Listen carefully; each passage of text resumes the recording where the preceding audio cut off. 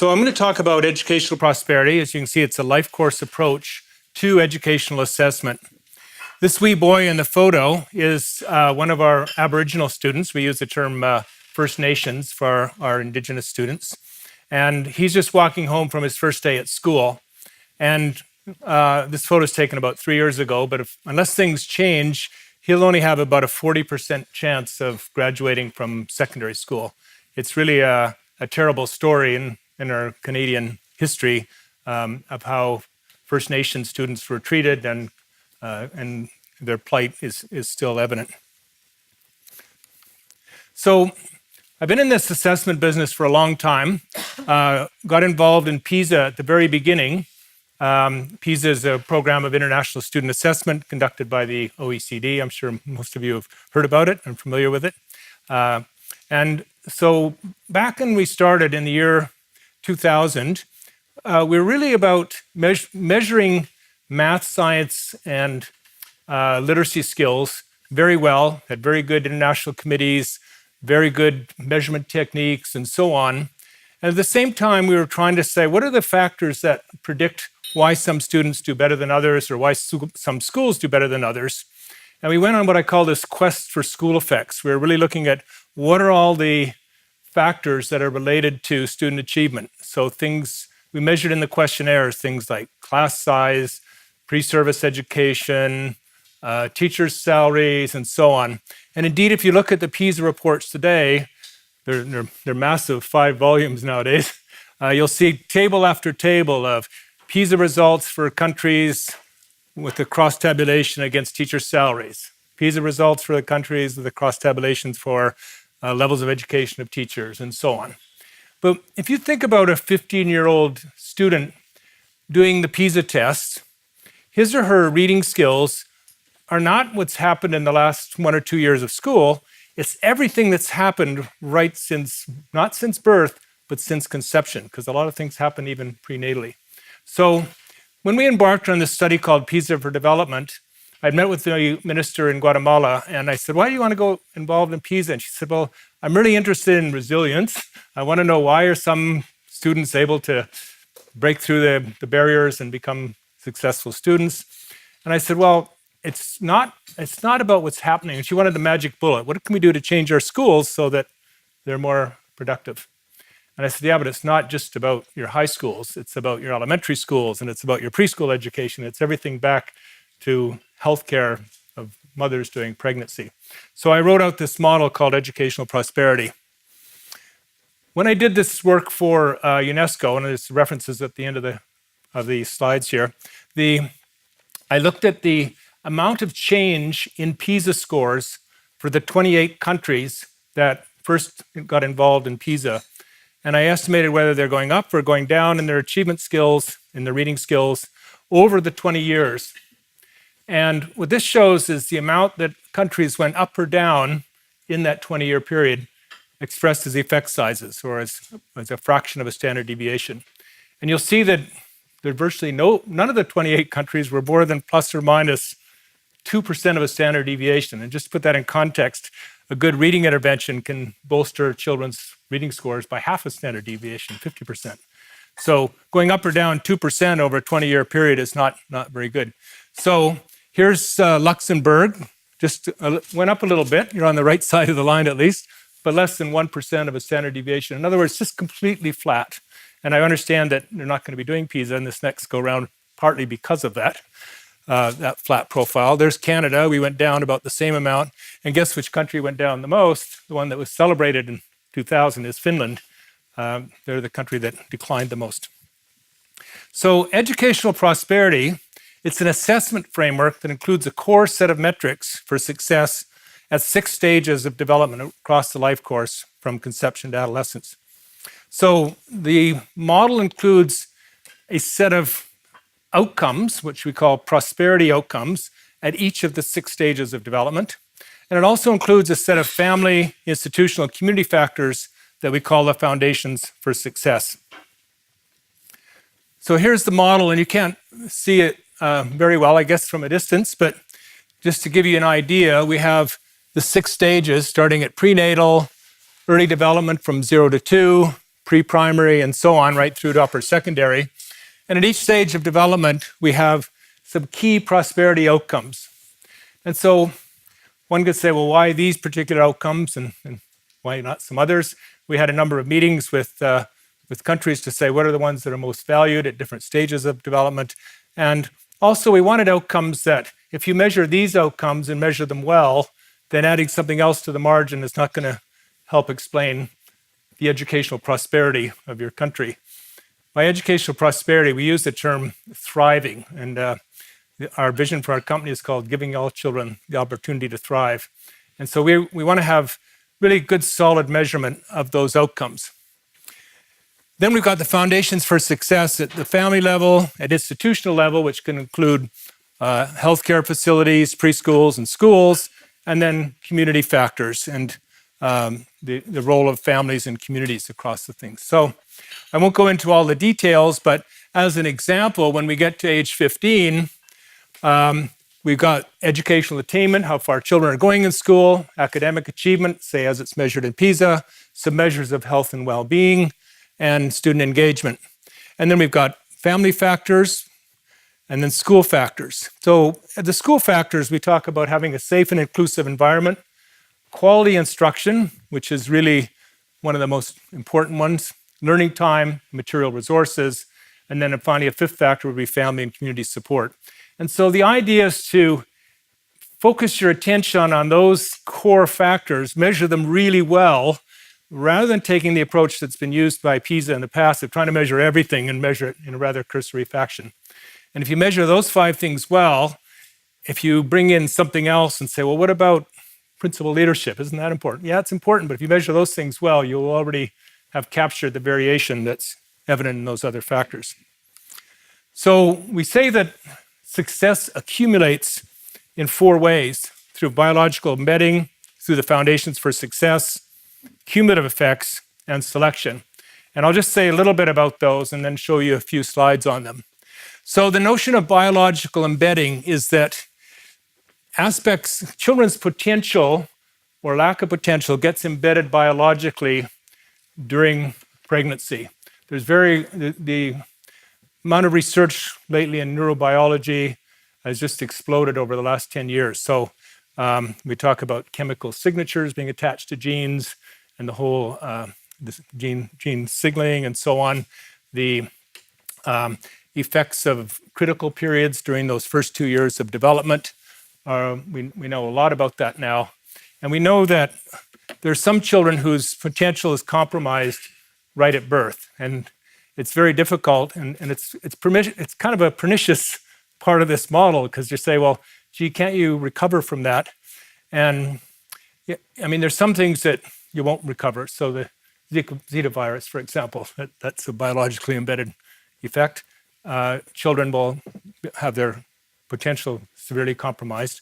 But there's other things that are where their potential is compromised, but they can still do well. And the way I explained it to the minister in Guatemala, I said, imagine when that little sperm hits that egg that you had a Ronaldo being born, or I used the name of a Guatemalan football player, I can't remember who it was now, and I said that they might have become a very good football player, but if you don't have a good, or maybe something in that high range, and I said, if you don't have a good prenatal environment, the range reduces, and it reduces further during the preschool years if they don't have a good preschool environment. So the job of the Minister of Education then is, when the kids are coming into kindergarten or grade 1, is to make sure you get up to the higher end of the range, but you're not going to have someone who's a Nobel Prize winner or something like this. It doesn't happen if the child's initial development is compromised.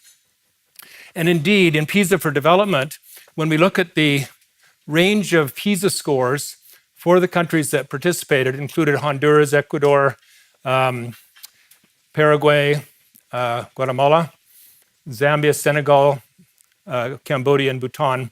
In those 8 countries, when we look at the percentage of children who reach above level 2 in their PISA scores, so above a very basic level, there's only about 50% at most, and in a few of the countries, there's only 10 or 15% that get above level 2. So in a lot of countries, then you've got 80 or 90% of your children who have reading scores of what you would call, say, a grade 3 level or less. And virtually no students at all at level 4, level 5, or level 6. They maybe less than 1%. Oh, sorry. So that's biological embedding. And as the child's developing, there are things that accumulate over the life stage. So I got an email from my nephew. His son is in grade 4 and saying, he hates math and he's not doing well in math. But I need to know what the grade 4 curriculum is. And I said, no, you got to start back earlier because math is one of those subjects that things accumulate. And indeed, the accumulation of skills, and especially for reading skills, it starts very early with language development, cognitive development, and then we have physical development and self-regulation. So there's an accumulation of skills as children make their way along the pathway. But at the same time, there are these foundations for success that need to be in place for successful development at all stages of development. So when we talk about resilience, I know Conchita's interested in resilience, often it's taken as people who have grit, they're really dedicated and so on. But resilience is really about having access to the resources that bring about good outcomes all along the pathway. So children, it's not an individual factor, it's a community factor, it's the effects of institutions and so on. And then finally, we have selection effects where children get selected into certain kinds of preschools, special preschools or special schools, special private schools and the like, that also has an effect on their development. This is a slide from the Council for Early Child Development. They have a very good website where they're looking at the sensitivity to early brain development for a number of factors. And you'll see vision, hearing, and emotional control. They really peak during those first 2 years of development. And then you have other things that also peak maybe a little bit later, but in around age 2 or 3, and then have a longer tail going out. This is one of my favorite graphs that comes from work by Susan Huntenlocker at the University of Chicago. And what she did, she brought mothers in to work with their children in a play-like setting, and she had a strategy for tracking how many words a child would know. And she'd take a measurement at 12 months, 14 months, 16 months, 18 months, and so on. And then she would draw the trajectory for each of the children through to a little over 2 years. So there's a nice little formula. One can take a child's age in months, subtract 12, square it, and double it, and you'll get roughly the number of words that a child would know. So at 24 months, subtract 12, you get 12, and square it is 144, and double it is 288. And that's about how many words, on average, a 12 months old. So that's the average trajectory. But you see a huge variation, and that's just at 2 years, with some children knowing 700-800 words and some children knowing very few words. Right? Now, what Susan Huntenlocker showed was that the number of words that children knew was strongly correlated with how talkative the mothers were. Children with very talkative mothers had much better outcomes. So there, my colleague Aigul Liva there with 2.5-year-olds, we're going to have to see how well our children are doing, but I'm sure they're on a resilient pathway. So move forward to age 5 then, and we have a tool called the Early Years Evaluation that we measure children's skills in the 5 domains that are recognized by UNICEF. So awareness of self and environment, cognitive development, language development, physical development, and social skills and approaches to learning. And we have a composite measure, which combines the results using a formula that determines what is the likelihood of the child becoming a successful reader at age 8 or 9. How did we get that? We had some longitudinal data, and we looked at what's the likelihood of a child becoming a successful reader. In all jurisdictions that we work, the relationship is negatively skewed.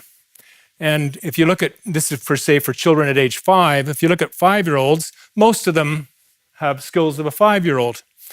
And we say they have tier 1 learning needs. There's some children, though, that have tier 2 learning needs. Now, these children are at least 1 full year behind their peers. They're still 5 years old, but they have more like the skills of a 4-year-old or even lower. And then these guys here have tier 3 learning needs, and they are 2 or 3 years behind their peers. So there's a 4-year age range there just before you even get into the game, into primary, into learning how to read at grade 1. So keep that in mind, because I'm going to come back to that when I talk about our Confident Learners program, which is now. Confident Learners. We had money from our federal government to develop a whole school, whole community literacy program for Indigenous students.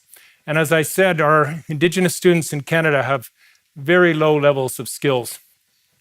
And so we developed this program over a 3-year period and then continued working on it in the Learning Bar over the last 2 years. So it brings together the science of learning how to read, a rigorous curriculum, aligned with teaching activities and assessments, quality professional development, and the support of families and communities to ensure Indigenous children can become fluent readers. So I won't bore you too much with this map of Canada, but this shows where we are. We worked with 32 Indigenous communities across the country.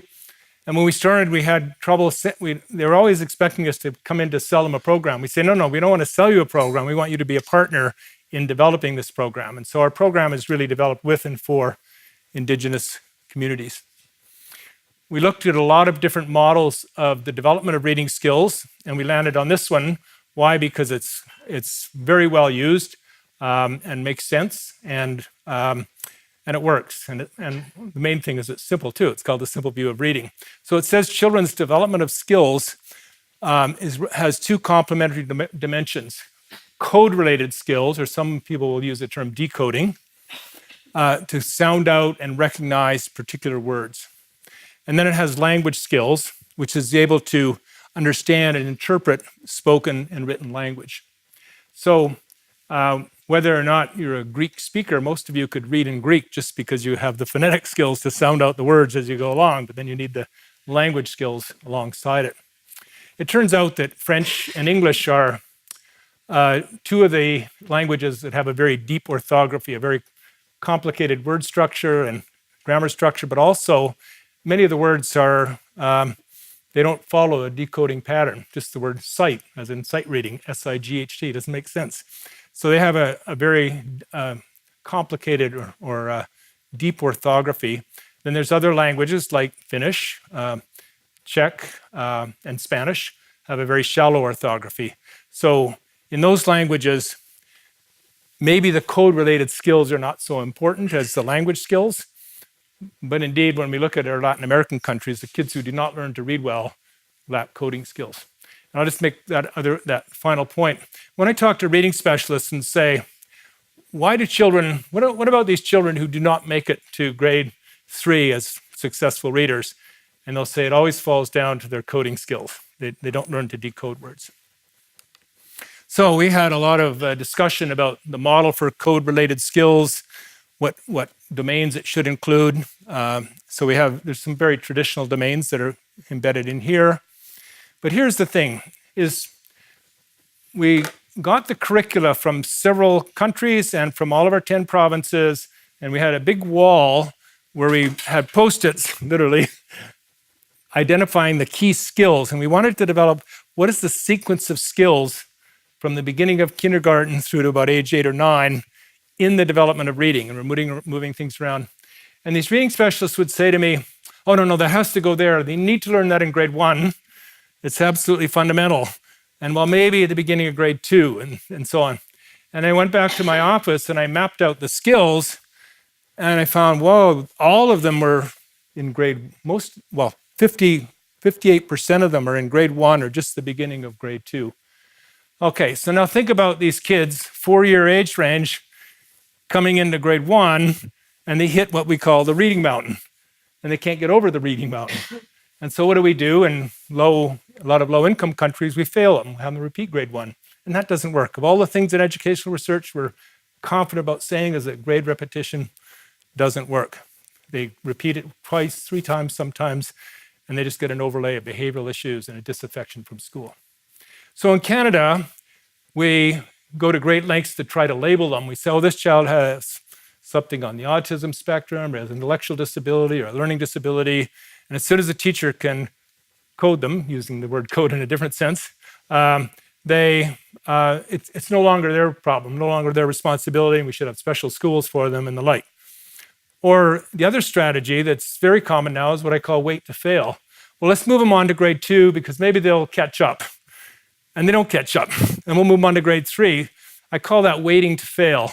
And then by the end of grade 3, we know they're just, it's not working. And so they muddle along through the rest of primary school. And then in grades 7 or 8, they develop a real disaffection from school. So that's the reading mountain. So I said, we got to push that mountain down. And so now we have 20 steps of coding skills, and they're not graded, and they're not related to a language. And one of the things I'm really convinced about, if you've got, probably in Luxembourg, you've got 30 or 40% of students who do not get above level 2, so not successful readers. I'm convinced that you're not going to get there just with pushing on school climate and all the things we measure in PISA. You need an ungraded system and let kids move along and give them the skills that they need along the pathway. And then we have a model for language skills, and same thing, 20 steps of language skills, and we have 20 steps of coding skills. Incidentally, none of my talks would be complete without me saying that I modeled this after a Red Cross swimming program. In the Red Cross swimming program, kids start learning to swim at about age 2 or 3, and they start off as starfish, and then they work their way up to minnows and a whale. And then by the time they're about age 6 or so, then they're into these 12 steps. And they go through the 12 steps, and then they go on to the bronze medallion and the word of merit, and eventually get life-saving skills. So, but what I like about the program is that I can talk to any child in my block, and I could say, how far did you go in your Red Cross swimming? And they'd say, oh, I got to step 6 or level 6. Well, what do you need to do to go to level 7? Well, I would need to swim 5 lengths of the pool and tread water for 10 minutes and so on. But they know precisely, and reading is not like that. Reading, like, you ask parents, how well did your kid do? They don't know. And even during that critical period, during the first couple years of primary school, it's just kind of a black box. So that's what we wanted. We wanted a model that was very transparent, where kids could know, and the parents could know how far along they are on the pathway, and so on.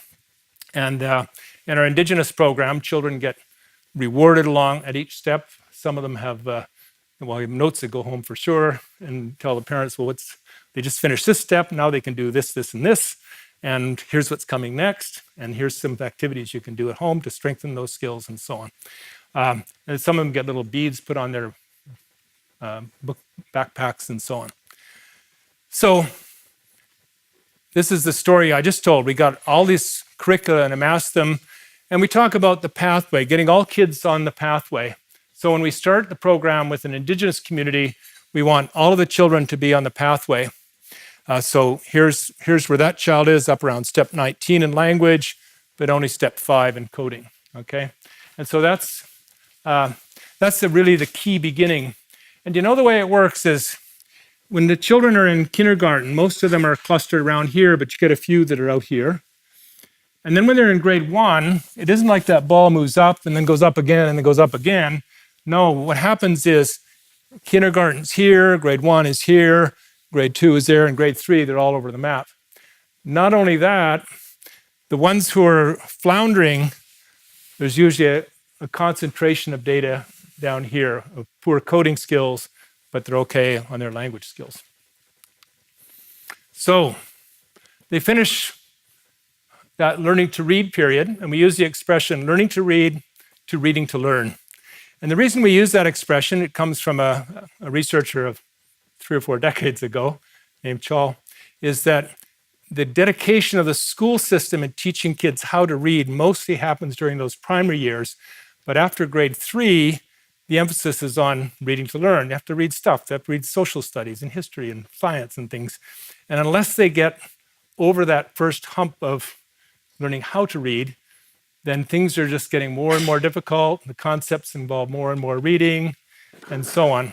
So the children who do not learn to read well tend to be on very flat trajectories. Now, this graph shows we divided the children into 5 quintiles, and we looked at their pathways through to age 15 and their math skills. And so in math, even in math, the skills are very much related to reading skills. In PISA, at an individual level, the correlation is over 0.9 with reading skills. So,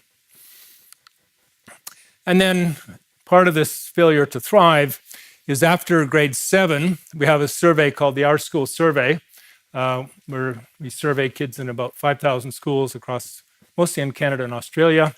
And we track things like valuing schooling outcomes, which was a measure we developed for PISA way back in 2000. Another one is sense of belonging at school and so on.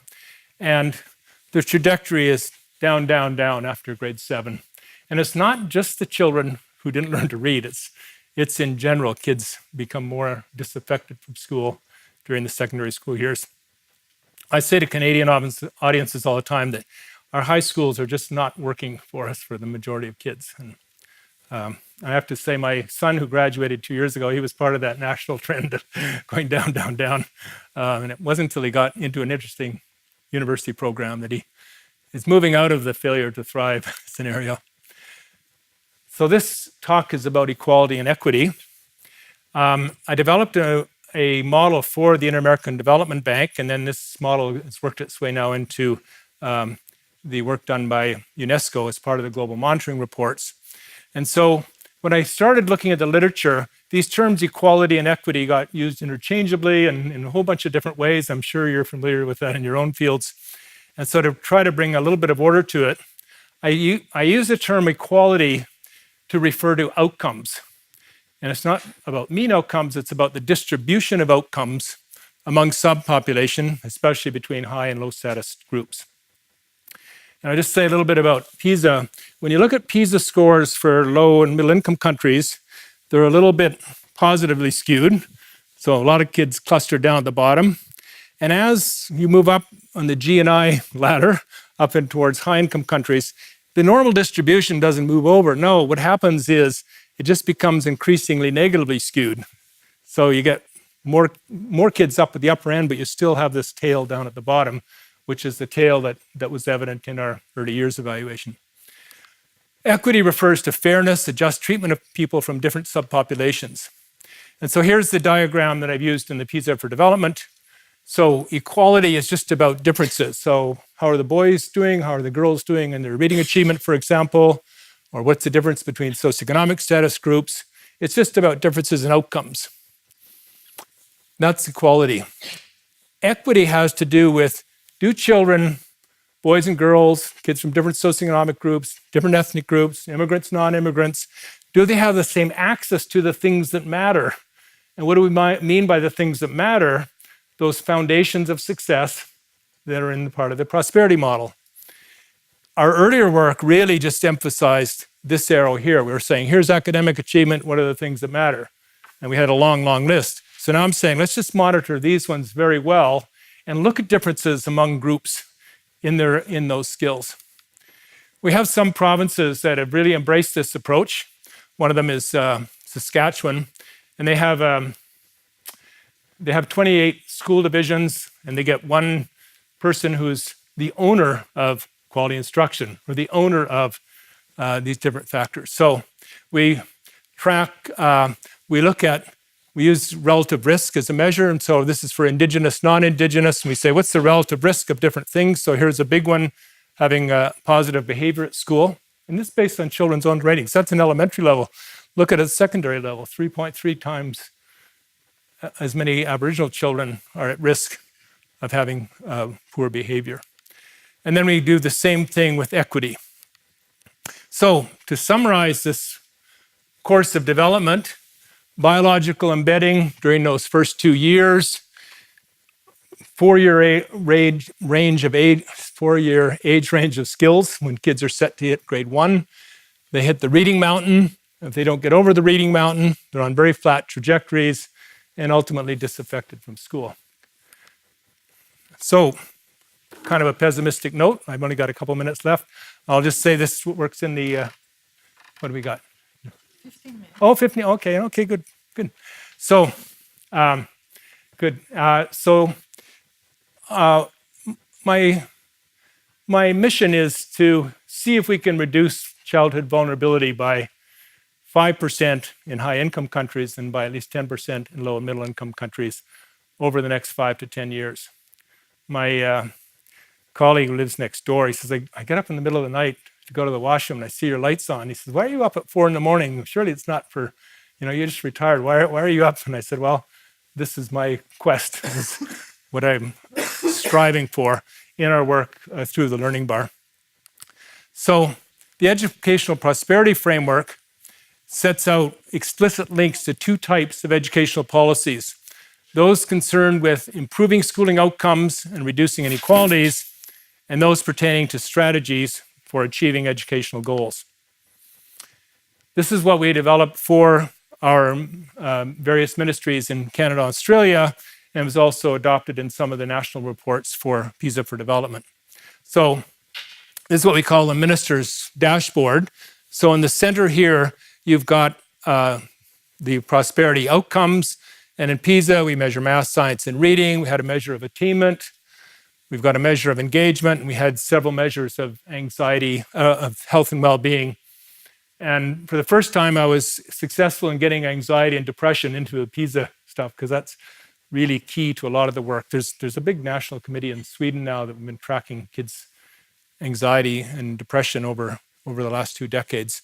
So anyway, those are the outcomes. And then we say, here are the foundations for success. And you could say, what are the criteria? Why those foundations? Well, we want them to be potent. By potent, I mean that they have strong effects on the outcomes. And we know that not from PISA or any other cross-sectional study, but from a large number of longitudinal studies. So we know quality instruction, for example, is a potent factor of academic achievement. Seems obvious, but sometimes it needs to be said. That's how we make money in this business. We just say the obvious things, right?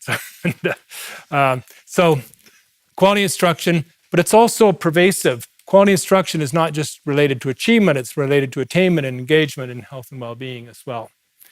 And then the last one, so we said potent, pervasive, and proximal. We want things to have a very direct link to the outcomes. Something that's, in the language of psychologists, there's not a lot of mediating factors in between. So someone will say, well, what about principal leadership? Many jurisdictions, you have these workshops for principals to improve their leadership skills. And I say, yeah, but it's not proximal to the outcomes. Those workshops will only have their effects if the principals go back and they increase learning time, improve quality instruction, bring in more material resources, and so on. So we want factors that are proximal, pervasive, and potent. So we use monitoring data. Part of this paper that I wrote that was published by UNESCO in October, this past October, it starts with talking about who is vulnerable. We need to have a really good, rich description of our education system. And in the paper, I set out 5 key graphs that I think, that I would argue should be in every national report, and about 15 core statistics that is a really good summary that you need to describe a system.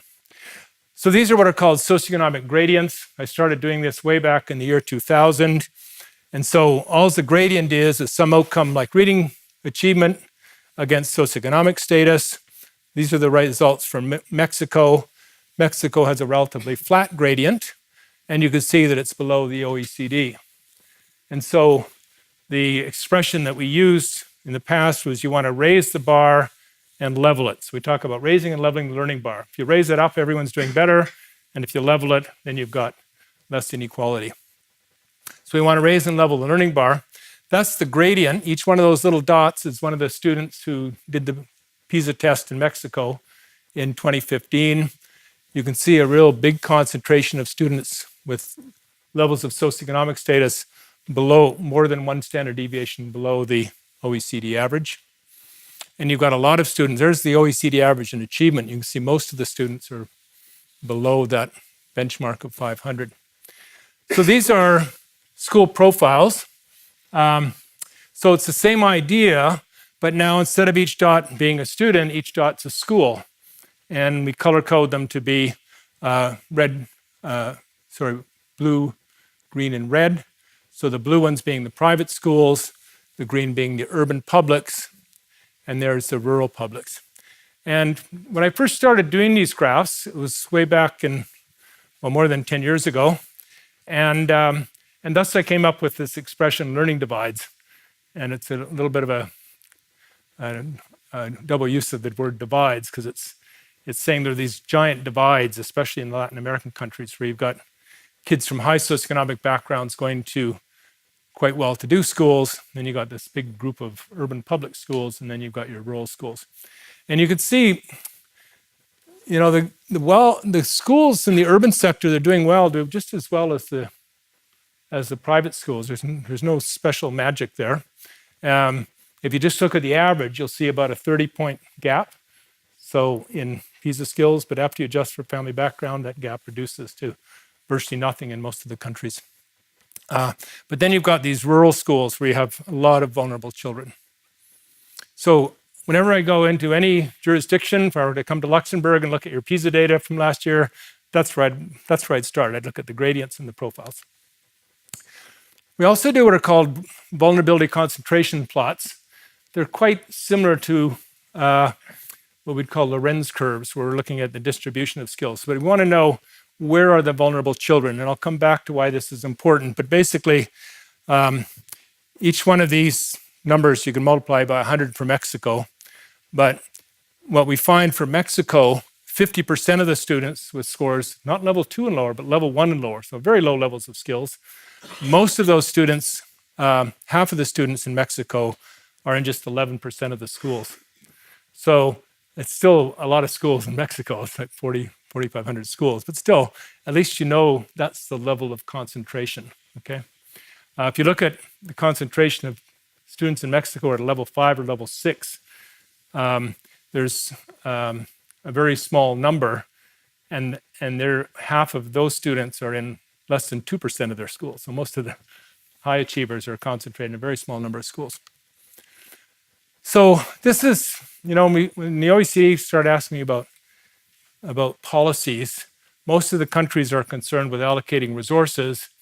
And the longer I'm in this business, I've yet to encounter a ministry and say, oh, we've got a lot of money this year. They've always seems to have less money than the year before. They're always scrounging for money. So that seems to be one of the biggest tasks of policymakers, is to decide how best to allocate resources. And so we want to look, for example, at policies concerning class size, teacher salaries, material resources, and so on. And so the goal then is to look at how those policies will affect the core measures of achievement.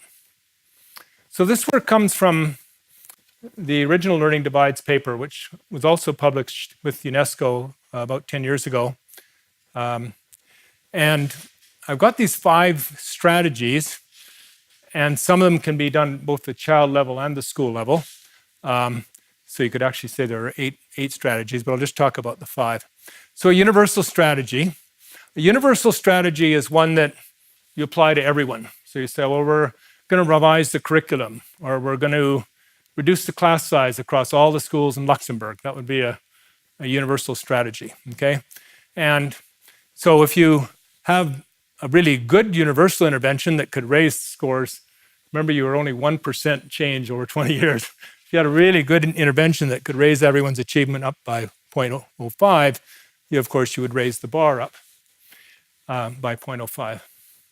A lot of universal interventions, though, there's an interaction between the effects of the intervention and socioeconomic status. What's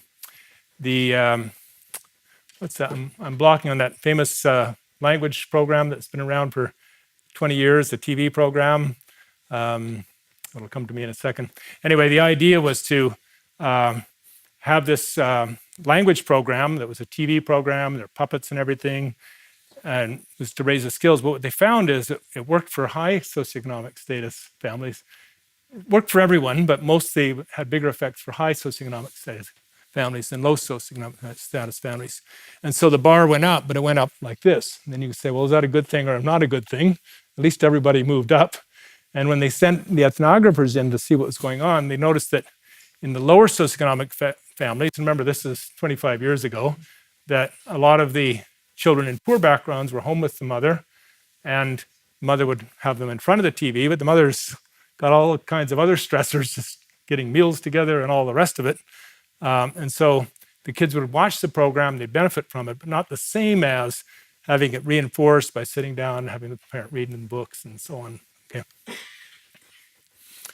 So that's the universal strategy. A performance target strategy is one where you identify kids below some threshold in performance and you intervene with those kids, okay? And so at an individual level, we use our early years evaluation in that way. We identified kids as having tier 1, tier 2, or tier 3 learning needs. Kids with tier 2 learning needs really need an extra intervention, we call it an augmentative intervention of about 3 extra hours a week, usually in a group of 1 to 3. Whereas kids with tier 3 learning needs, they need 5 hours a week, usually one-on-one, to help them move up. But the idea is we're intervening with those kids who are vulnerable. Now, I said it could be done either at the individual level or at school level. You could also use that school profile that I showed you and say, where are the vulnerable schools? And let's do a whole school intervention with those schools. So in one province that we're working, for example, we're using the early years evaluation, and we're saying that these are your 56 most vulnerable schools in the province. These are the ones where at least 75% of the kids are at level have tier 2 or tier 3 learning needs. So don't do a within school intervention, you need a between school intervention. In other words, a whole school intervention. So those are the schools that we'd want to have confident learners, for example. We have risk-targeted interventions where you identify students with low socioeconomic status and you intervene those. It has an effect of leveling the bar. This isn't as efficient as a performance-targeted one, but there's some cases like, when kids are born, you don't have a good measure of performance at that point, so you intervene based on socioeconomic status. A compensatory strategy is an intervention that you aim to increase the socioeconomic status of families. It has virtually no effect on raising or leveling the learning bar. The anti-poverty groups hate me for saying this, but you can have national cash transfers to the poor and so on. You can't move them up that socioeconomic status ladder very far. It's not a bad thing. You don't want people to be living in poverty, but just don't expect it to improve educational outcomes. It just won't. It'll move kids over, and you can see there's the red bar and there's the green bar. And then finally, we have a reallocation strategy where we try to have an intervention that reallocates students into mainstream schools. When I showed you the school profile for Mexico, you've got all these rural schools. You don't want it to be so spread out. Now, it's hard because a lot of the segregation along socioeconomic lines is entrenched through residential segregation, not only urban-rural, but also within the big cities. And so these are very hard interventions to achieve, and most often politically unpopular, like busing in America. So finally, we want to use data to develop an infrastructure for research. So should, maybe it's too political to say, should Luxembourg do PISA? But one could say, what is the value of studies like PISA or the Trended International Math and Science Study and the like, is you can develop that rich profile for how kids are doing. You can use it to look at what kinds of strategies are most practical, but you can't make any kinds of causal inferences. But you can use that data as an infrastructure for research. You've got a good sampling frame, you've got good measures of achievement, some good measures of the foundations, and then you can say, okay, we really need to improve the quality of instruction in our country, and what's that going to take, okay? And you've got that base to doing the research. So here's our boy coming home from school. Will he succeed? I've been called a pathological optimist, and I think he can succeed through strong leadership, through dedicated teachers, through family and community support, and finally having a relentless focus on those foundations for success. Thank you very much.